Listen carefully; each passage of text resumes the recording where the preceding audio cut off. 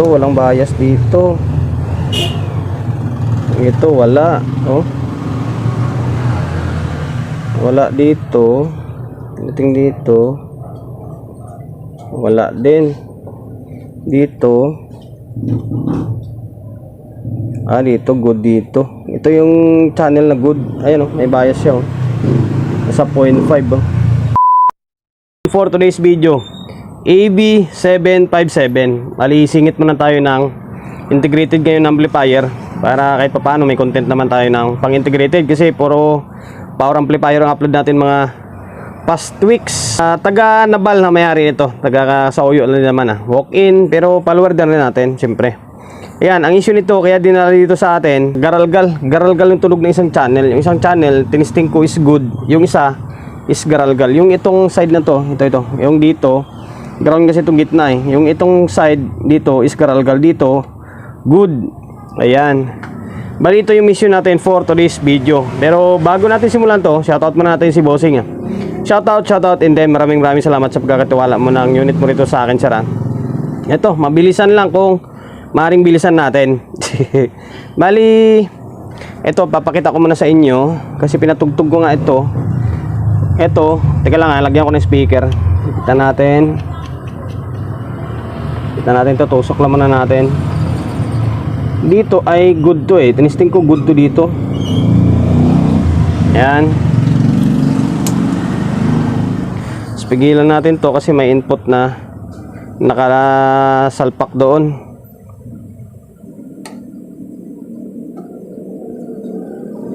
Okay, medyo matagal lang yung motor niya. O yan, umikot na siya. Ito. Yan, sabang nakalagay. Normal yung tunog, oh. Normal. Ngayon, lipat ko siya dito. Lipat natin dito.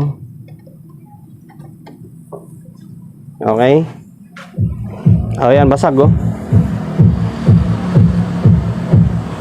Basag yung tunog.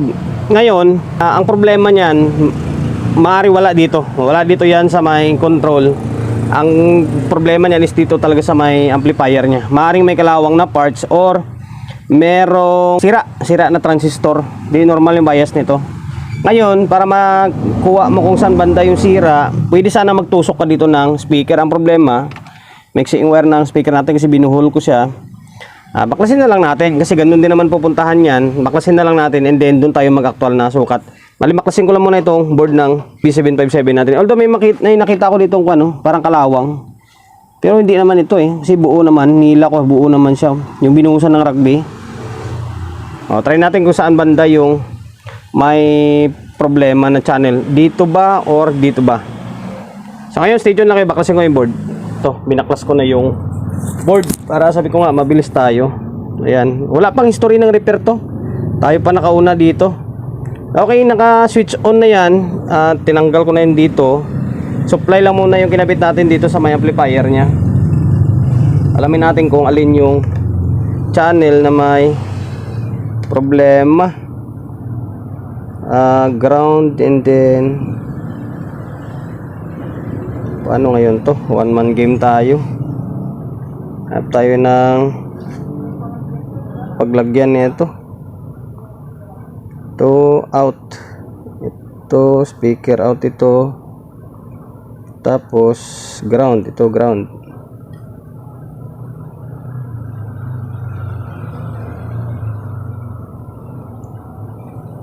Larang meron bias nang alam muna. Hirap kasi one man game tayo. Ay, ito walang bias dito. Ito wala oh. Wala dito. Tingting dito. Wala din dito.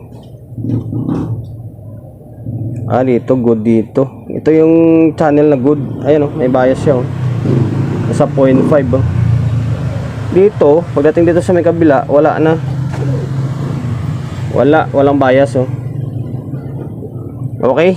Ibig sabihin, pupunta natin to dito. Dito na side ang may problema. Dito ito. Ngayon, tingnan natin kung ano yung problema. Okay, although may kalawang dito, hindi lang ako sigurado kung talagang kalawang ito. Kadalasan lang naman nasira dyan yung 551, 5401 nya eh. Kalawang. Itong 100k. Patuloy, palitan natin yung 100k, tapos tanggalin natin yung 5401, 551. Check natin. Unang move na ginawa ko, ito pala muna. Kasi nung hinila ko ito, halos maputol na itong 100k oh. Yan. Malapit maputol talaga siya. Tapos itong 47k nangingitim na rin. Dito yan galing, yung siya tinuro ko kanina. Ayan. Hey, rugby minsan isa yan sa nagpapasira ng parts. Yung paglagay ng rugby na marami, pag nangingitim na, nagkakaroon ng moist hanggang sa pasukin ng kalawang or magiging kalawang yung pyesa. Ayan, 100k, pinalitan na natin ito. Bago ito. Ayan, 100k. Tapos 47k. Tingnan muna natin, baka dyan lang. Sana magkaroon siya ng bias. Bago natin baklasin itong 551, 5401. Ayan, naway yan lang. Okay. Switch on natin dito. Tapos, sukat ulit tayo. Marami na ako na-encounter niyan. Ganyan yung mga sa rugby, kinakalawang. Minsan pag inila mo yung nabalutan ng rugby, putol na siya. Teka lang, sensya na kasi naka one man game. Oh, ito meron na oh. Baliktad lang dito. Teka lang, parang baliktad lahat ah. Hindi, tama. Ayan, meron na oh. Diba? Oh. 0.5. Tapos dito 0.5. Baliktarin natin yung test board natin. Oh, meron na.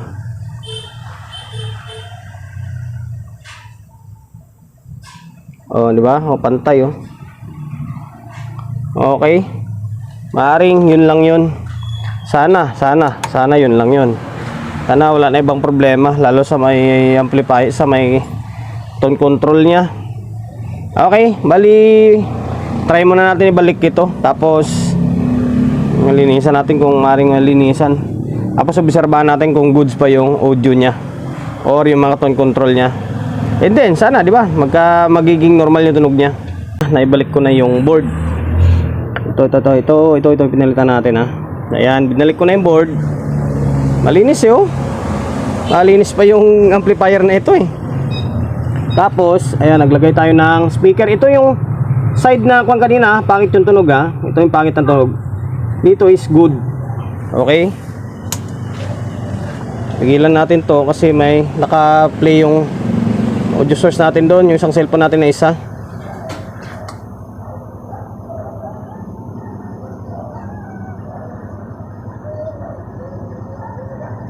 Yan, okay.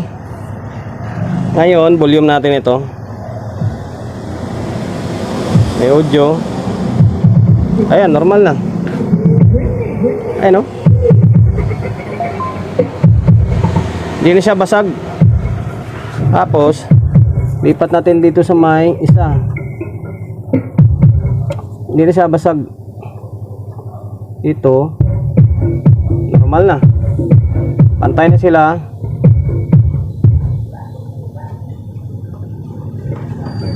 Kita natin to. Normal na. Okay, sana ito lagi lang yung gawain ko. Ganito lang kadali. Kasi sa power amp talagang mapaduguan eh. Kahit integrated, may time talaga na talagang kakamutihin ka. Okay. Hanggang dito na lang. Sabi ko sa inyo, mabilis ang video lang eh. Kahit papaano meron tayong entry sa integrated na amplifier. May upload tayo na integrated EB757 Sir ng taga Nabal, Baliox na yung amplifier mo. Ayan. And then, sana nakapagbigay ulit tayo ng ideya sa mga kapwa natin technician, di ba? Yung medyo bagu-baguhan pa lang. Malay nyo, may counter nyo yung itong klaseng unit. Tapos, nun yung issue, karalgal nyo tunog ng isang channel, maaring ganyan din. O, di ba? Kahit pa paano, alam nyo yung pupuntahan nyo na pyesa. Ayan, promotion bago tayo magtapos. Siyempre, shop natin, Olison Daguna, 24/7. So, gusto magpa-prepare along sa Uyo, Quezon City, number 61, Don Julio, Gregorio Street, sa Uyo Road, sa Uyo, Quezon City. Social media pages natin, so kung hindi pa nakapag-follow, paki-follow, and then syempre paki-share na video natin sa my Facebook, YouTube channel. So kung hindi pa nakapag-subscribe, paki-subscribe, like, share, and then syempre paki-hit ng bell button sa gilid para updated ka sa mga susunod na video na i-upload ko. Ingat, God bless, and then peace sa atin lahat.